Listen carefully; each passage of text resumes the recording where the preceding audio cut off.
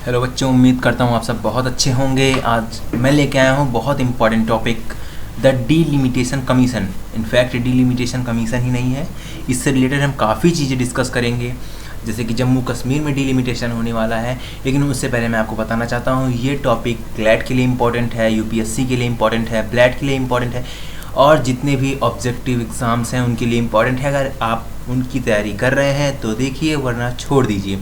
समय का अभाव है, समय मत बर्बाद करिए। उम्मीद करता हूँ आप सब बहुत अच्छे होंगे, पढ़ते होंगे। और आइए अपने चैनल के साथ आगे बढ़ते हैं। The delimitation commission. अब डीलिमिटेशन, इस नाम से क्या पता लगता है, इसको अगर ब्रेक करें हम, डी एक निगेटिव कोनोशन के साथ हमारे पास आता है। लिमिटेशन, किसी चीज़ की एम्बिट डिसाइड करना, किसी चीज़ की बाउंड्री डिसाइड करना लिमिटेशन कहलाता है। अगर उस चीज़ को डीलिमिट कर दिया जाए, यानी कि उसको ब्रेक कर दिया जाए और आगे बढ़ चला जाए, तो उसे कहते हैं डीलिमिटेशन। तो उसी चीज़ को करने के लिए हमारे पास आती है डीलिमिटेशन कमीशन। प्यारी सी एक डीलिमिटेशन यानी डीलिमिटेशन कांड कर्म होता है, उसके पास उसका कमीशन बनता है। तो अगर हम बात करें डीलिमिटेशन कमीशन की, जैसा कि मैंने आपको बताया, इसका दूसरा भी नाम है, एक घर वाला नाम, एक स्कूल वाला नाम। वही हाल यहाँ पे भी है। एक लोग लोकल नाम बुलाते हैं, लोग ऑफिशियल नाम बुलाते हैं। तो बाउंड्री कमीशन भी इसको कहा जा सकता है। ये कोई ऑफिशियल नेम नहीं है, official name the delimitation commission है, लेकिन जो घर वाला नाम होता है उसको कोई भी बुला सकता है, वो है बाउंड्री कमीशन ऑफ इंडिया। ये स्टेबलाइज की गई थी गवर्नमेंट द्वारा। ऑब्वियसली गवर्नमेंट ऑफ इंडिया ही से स्टेबलाइज करेगी, डोनाल्ड ट्रंप का इतना इन्फ्लुएंस नहीं है अभी इंडिया पे।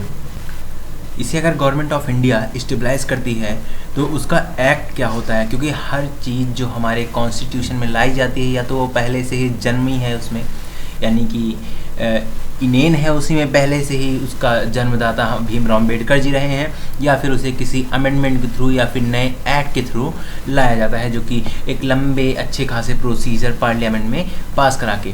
तो वो है डीलिमिटेशन कमीशन। जो है हमारे पास आती है वो डीलिमिटेशन एक्ट के जरिए आती है। डीलिमिटेशन एक्ट ऐसा नहीं है कि एक बार पास कर दिया और अब जब मर्जी तब डीलिमिटेशन कराए जा रहे हैं। एक्चुअली डीलिमिटेशन मैं बार बार कर रहा हूँ, ये है क्या। किसी भी स्टेट, लेट्स से ये एक स्टेट है, यूपी ले लेते हैं, ये एक उत्तर प्रदेश है, इसमें कितनी कॉन्स्टिट्यूएंसीज़ होंगी, कितनी टोटल कॉन्स्टिट्यूएंसीज़ होंगी, कितने लेजिस्लेचर्स होंगे, कितनी सीट्स होगी, इनको डिसाइड करना क्या कहलाएगा, डीलिमिटेशन। लेट से कि यहाँ पे 80 सीट्स हैं, कोई और इसमें देखिए, इसमें सबसे बड़ा फैक्टर जो रोल प्ले करता है वो 2-3 फैक्टर्स हैं। पहला पॉपुलेशन, दूसरा किसी एक पर्टिकुलर पॉलिटिकल पार्टी को ज़्यादा सपोर्ट ना मिल जाए, किसी सीट से कहीं पे किसी न किसी की डोमिनेंस रहती है। लेट से कि यूपी में गोरखपुर वाले योगी जी की डोमिनेंस है, तो इनको अगर यहाँ पे ज़्यादा सीट्स ना मिल जाए, इसलिए मतलब यहाँ पे ज़्यादा सीट्स, ज़्यादा इनका इफेक्ट ना हो जाए, ज़्यादा इनका रोल ना हो जाए हमारे लोकसभा के उसमें डिनोमिनेशन में, तो इसीलिए यहाँ पे डीलिमिटेशन की जाती है, बाउंड्रीज़ को डिसाइड की जाती है। ये बाउंड्रीज़ बोले तो स्टेट्स की सीट्स को डिसाइड की जाती है। अब इसको हम डिस्कस कर रहे हैं क्योंकि जम्मू और कश्मीर की डीलिमिटेशन होने वाली है। इनफैक्ट जम्मू और कश्मीर की ही नहीं हो रही है, नॉर्दर्न ईस्ट स्टेट्स के 4 और स्टेट्स की हो रही है, लेकिन जम्मू और कश्मीर हाईलाइट है। उसका कारण है क्योंकि जल्दी में वहाँ से आर्टिकल 370 हटाया गया है, आर्टिकल 370 हटाया गया है और 35A भी हटाया गया है रीऑर्गेनाइजेशन बिल के थ्रू। तो इसके अगर हम बात करें ये कब होता है, ये हर एक सेंसस के बाद होता है, यानी इसका मतलब ये मत समझ लीजिए कि करना ही करना पड़ेगा। अगर गवर्नमेंट की मर्ज़ी है तो करेंगे, नहीं तो नहीं। गवर्नमेंट की नहीं, अगर उनको ज़रूरत महसूस होती है। लेट से कि अभी 2011 का सेंसस हुआ था, क्या उसके बाद डीलिमिटेशन हुई थी पूरी कंट्री में? नहीं, बिल्कुल नहीं। जब अगर उनको समझ में आता है कि डीलिमिटेशन करनी चाहिए तो डीलिमिटेशन कमीशन एक्ट पास कराएंगे, उसके जरिए डीलिमिटेशन कमीशन आएगी और वो करेंगे। कमीशन में होते हैं 3 मेंबर। पहले सुप्रीम कोर्ट के कोई भी एक रिटायर्ड जज होंगे, जो कि जिनका होना बहुत ज़रूरी है। उसके बाद होंगे इसमें एक चीफ इलेक्शन कमीशन, जो कि एक ही होते हैं इंडिया के, chief election commission of India होंगे। और उस रिस्पेक्टिव स्टेट, लेट से कि जम्मू एंड कश्मीर की अभी हो रही है डीलिमिटेशन, तो इस स्टेट के chief election commission of the particular concern state होंगे। क्लियर यहाँ तक? आइए आगे बढ़ते हैं।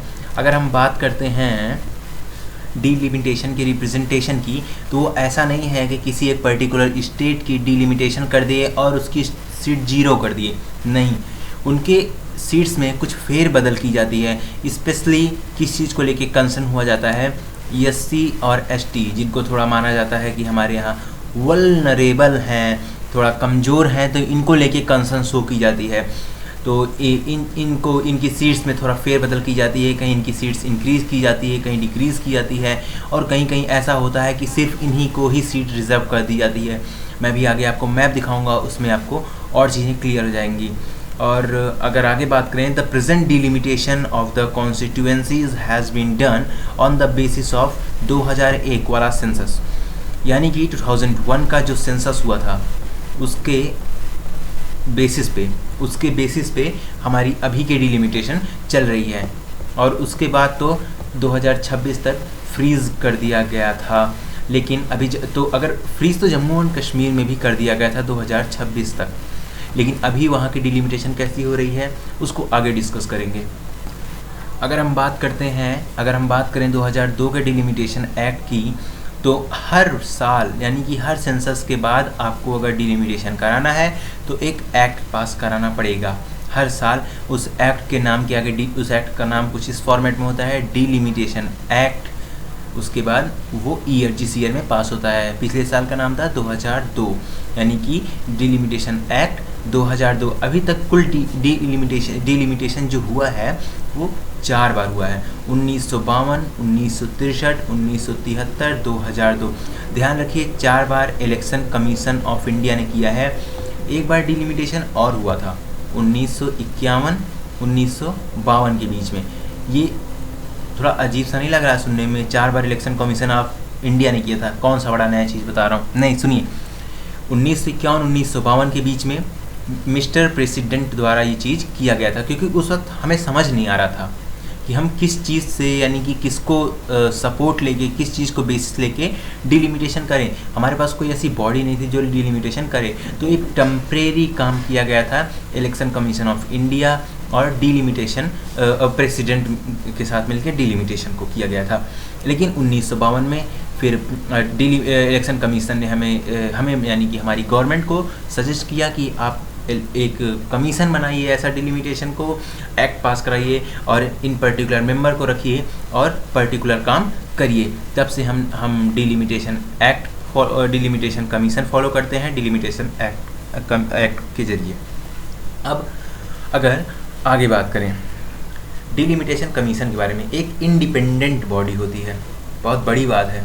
इंडिपेंडेंट बॉडी होना काफ़ी बड़ी बात है अपने में। अगर कोई बॉडी इंडिपेंडेंट है, यानी कि उस पे जितनी भी मतलब जितने भी उसके डिसीजंस होंगे, जितने भी उस पर कानून होंगे, जितने भी उसके एक्शंस होंगे, फंक्शंस होंगे, वो इंडिपेंडेंट होंगे, वो किसी के दबाव में नहीं होंगे, जो कि बड़ी बात है। अब देखिए, इसके डिलिमिटेशन कमीशन ने लेट से कि यूपी में 80 सीट्स दे दी, वेस्ट बंगाल में 36-32 ऐसे कुछ सीटें दे दी, तो क्या यहाँ पे PIL दाखिल किया सकता है हाई कोर्ट में? नहीं, हमें नहीं मंजूर है, नहीं। इसके जो इनका फैसला आता है, यानी कि जो इनके सीट्स के एलोकेशन आते हैं, this can not be challenge in the concern high court. इनको हाई कोर्ट या सुप्रीम कोर्ट में भी आप चैलेंज नहीं कर सकते, क्योंकि एज वी नो इसका कारण क्या है, इलेक्शन हर 5 साल में होने हैं, बड़े वाले हर जगह 5 साल में ही होते हैं, लेकिन कुछ जगह इलेक्शन ऐसे, जैसे अभी बड़ा इलेक्शन 5 साल में हो रहा है लोकसभा राज्यसभा लोकसभा के लिए, लेकिन कहीं ना कहीं दूसरे इलेक्शंस होते हैं वो इसके 5 साल पूरे होने पहले, यानी कि इसका 5 साल होता है, शुरू होता है या फिर 2 साल हुए रहते हैं, तो वो इलेक्शंस कराने पड़ जाते हैं, ऐसा होता है। तो इलेक्शन प्रोसीजर्स 5 साल के लिए होते हैं, लेकिन किस इलेक्शन का 5 साल कब आए ये डिसाइड नहीं होता। तो उन सब चीज़ों में डिले ना हो। डिले कैसे ना हो? अपने यहाँ का जुडिशरी सिस्टम काफ़ी स्लो है, ये सब जानते हैं, और कहीं ना कहीं जहाँ इसकी ज़रूरत है वहाँ पे इसे माना भी गया है, जैसे कि यहाँ पे माना गया है।